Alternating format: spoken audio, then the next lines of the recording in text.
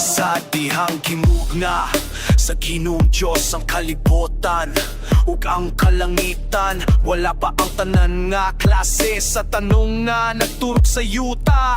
Kay ang Ginoong Diyos wala pa man nagpaulan ni ini, ug wala pa'y tawo nga moati man ni ini. Apan bisan walay ulan at tunay mga tubod nga nagpabasa sa yuta.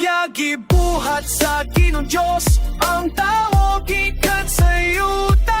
Gihoy pa niya ang ilong sa tao sa gininhawa na naghatag ug kinabuhi ug ang tao nahimo nga buhing binuhat.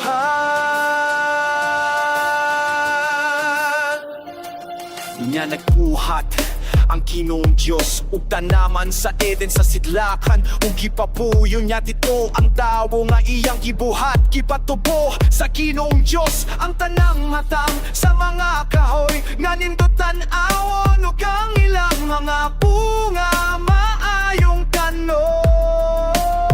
Sa taliwala sa tanaman at tunay kahoy nga naghatag og kinabuhi ug naghatag sa kahibalo kon unsa ang maayo ug daotan.